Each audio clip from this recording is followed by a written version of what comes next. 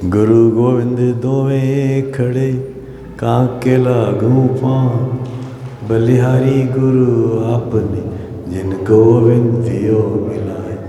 गुरु ब्रह्मा गुरु विष्णु गुरुदेव महेश्वर गुरु साक्षात परब्रह्म तस्मै श्री गुरुदेवाय नमः। आज सोमनाथ धाम के प्रांगण में व्यासपीठ पर उपस्थित आचार्य जी, हरियाणा प्रदेश के संयोजक श्री रामनारायण रावल जी, हमारे मंडल के वरिष्ठ प्रधान श्री यशपाल चौधरी जी, उपस्थित भाई और बहनों, आज मैं जो मोती आपके लिए चुनकर लाया हूँ उसका शीर्षक है गीता का सार। गीता का सार मैं पहले कभी इस तरह से नहीं बोल पाया, सोचा बहुत मुश्किल भी होगा, पर पिछले दिनों गीता जयंती थी, उसी उपलक्ष्य में मुझे लगा कि मैं इस बार गीता सार के ऊपर कुछ बोलूँ। गीता आप सब जानते ही हैं, हमारा बहुत ही पूजनीय ग्रंथ है। इसमें 18 अध्याय हैं, 700 श्लोक हैं और भगवान कृष्ण ने ये महाभारत युद्ध के समय अर्जुन को उपदेश के रूप में दिया था। कहते हैं कि इतने श्लोक हैं और इसमें इतने वो हैं कि एक एक श्लोक में भी यदि हम जाएं तो उसमें जितना गोता लगाए उतने मोती पाएंगे। इतना अथाह इसमें खजाना भरा हुआ है, इसमें इतने अनमोल मोती भरे हुए हैं कि जितना कहा जाए कम है। और मैं आज सभी 18 अध्यायों का सार केवल लेके आपके सामने आया हूँ, तो आशा है आप सब इसको पसंद करेंगे।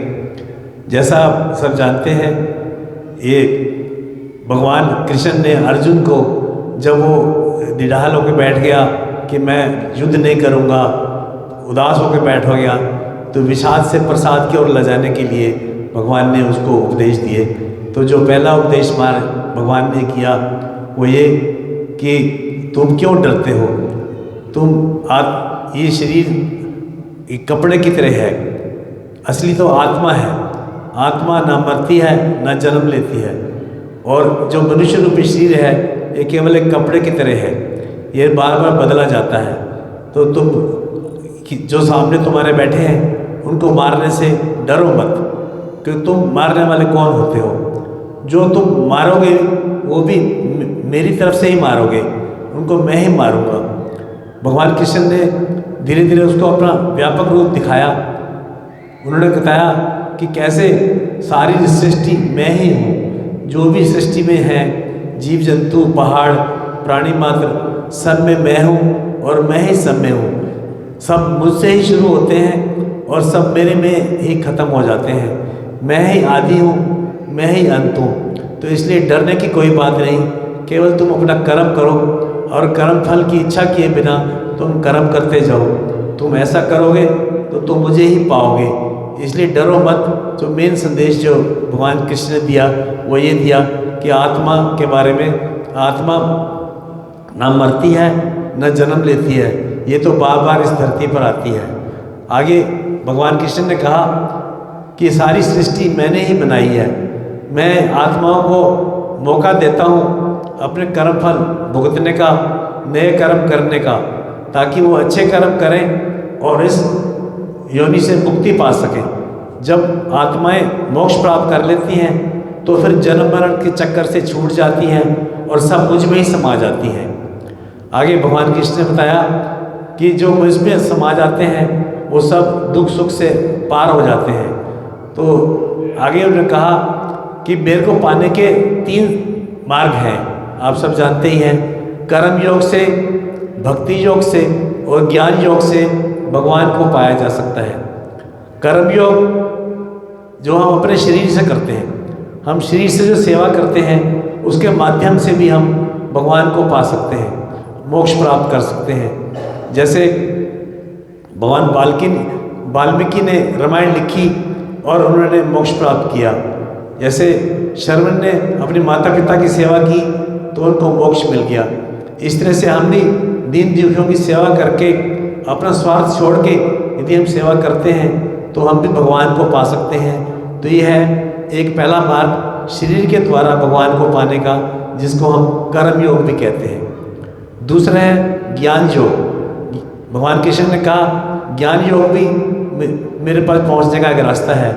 इसके लिए आदमी दिमाग से काम करता है, दिमाग से इसमें प्राणायाम से, ध्यान में बैठने से, ज्ञान अर्जित करने से, आत्म चिंतन करने से धीरे धीरे वो उसमें ऐसा ज्ञान आ जाता है कि वो सुख दुख से परे हो जाता है और मुझे पार कर लेता है। तो ऐसा व्यक्ति जो होता है वो ज्ञान मार्ग से मुझे पाता है, वो भी मोक्ष को प्राप्त करता है और जन्म मरण के चक्कर से छूट जाता है।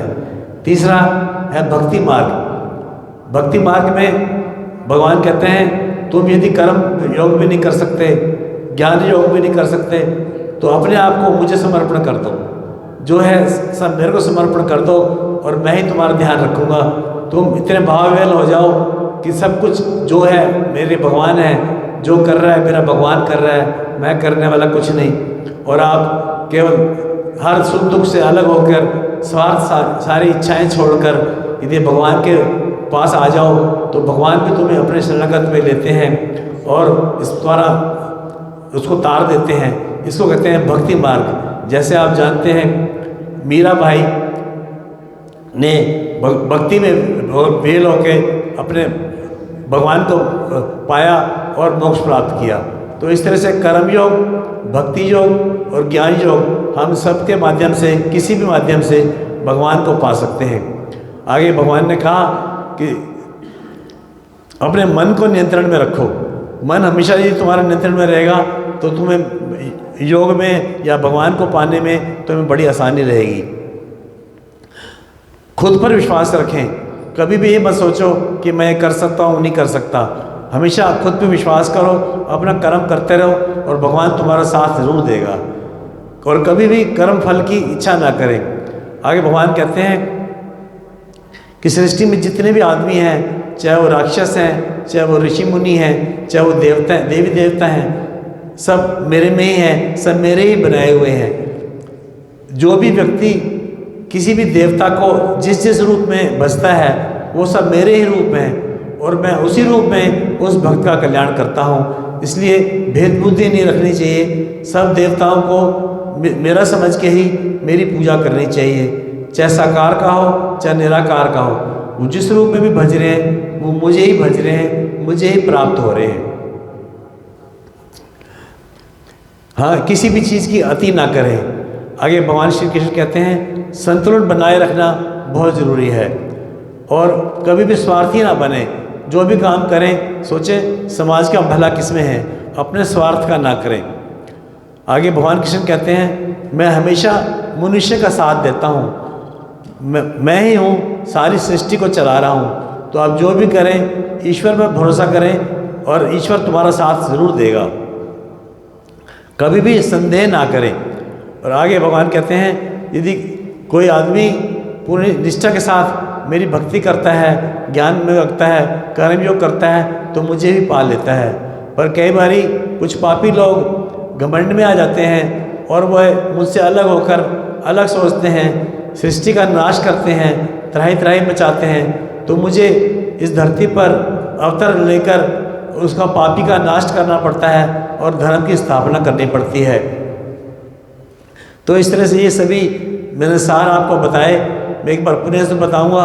मेन आत्मा का बताया गया कि आत्मा ना मरती है ना जन्म लेती है। हमें मृत्यु से डरना नहीं चाहिए और जो भी काम करें हम अपने कर्म फल को त्याग कर केवल अच्छे कर्म करें, भगवान हमारी जरूर सहायता करेंगे। यही मेरा आज का संदेश है। धन्यवाद।